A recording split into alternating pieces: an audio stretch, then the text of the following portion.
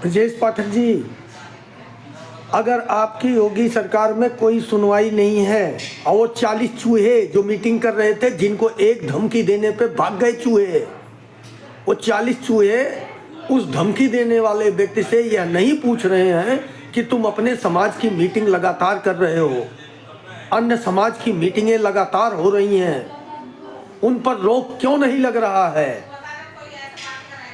लेकिन वो 40 चूहे और आप एक शब्द अपने समाज के लिए, अपने धर्म के लिए, अपना शंकराचार्य के लिए, अपने समाज में पैदा हुए 12 साल 14 साल के पीटे जा रहे बटुकों के लिए, 70 साल के बुजुर्ग के लिए बोलने को तैयार नहीं हो।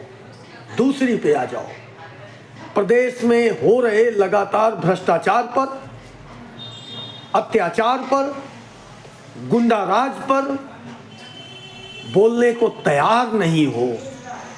जनता के प्रति भी आप लोगों की कोई जवाबदेही नहीं बची हुई है। ना अपने कुल के सगे हो आप लोग, ना अपने धर्म के सगे हो, ना जिस जनता ने चुन करके कुर्सी पर भेजा, ना उस कार्य के दायित्व का निर्वहन कर रहे हो।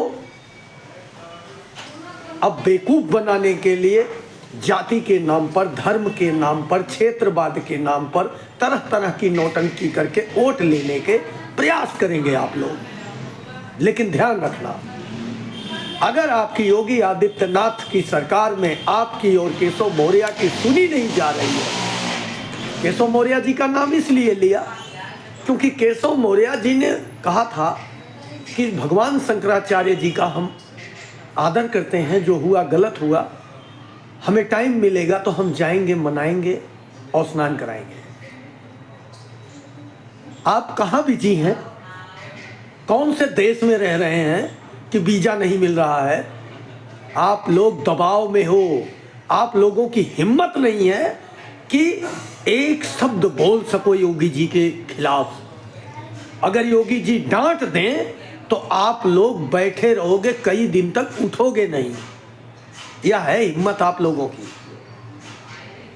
तो ऐसी स्थिति में बंधुआ मजदूर हम लोगों ने नहीं चुना था, हम लोगों ने अपना जनप्रतिनिधि चुना था, जो हमारे समाज की, हमारे आवश्यकताओं के लिए हमारी बातों को सदन में रखे।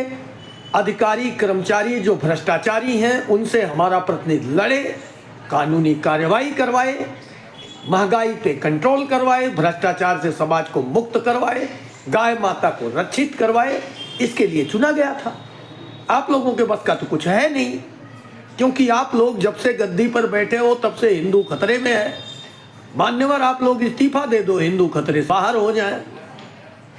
अगर योगी सरकार में आप लोगों की, मान्यवर ब्रजेश पाठक जी, कोई सुनवाई नहीं है तो इस्तीफा दे दीजिए और उतर जाइए, छोड़ दीजिए गद्दी।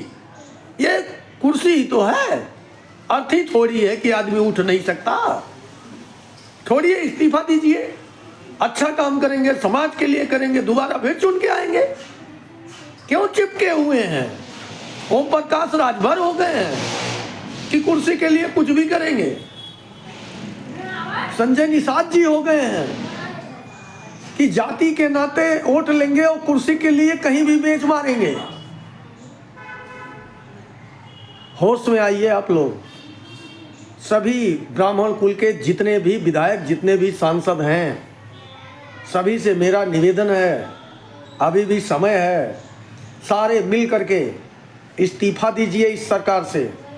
या तो अपने शंकराचार्य का, बटुकों का, वृद्धों का की जो पिटाई हुई है, जो ब्राह्मणों की 9 साल तक प्रताड़ना हुई है, उसके खिलाफ योगी से माफ़ी मंगवाइए।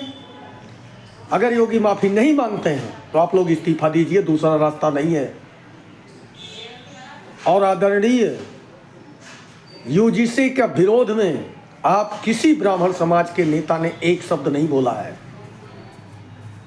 आप लोगों को समाज माफ़ नहीं करेगा इस बात। कितना भी नौटंकी कर लो आप लोग, ध्यान रखिएगा।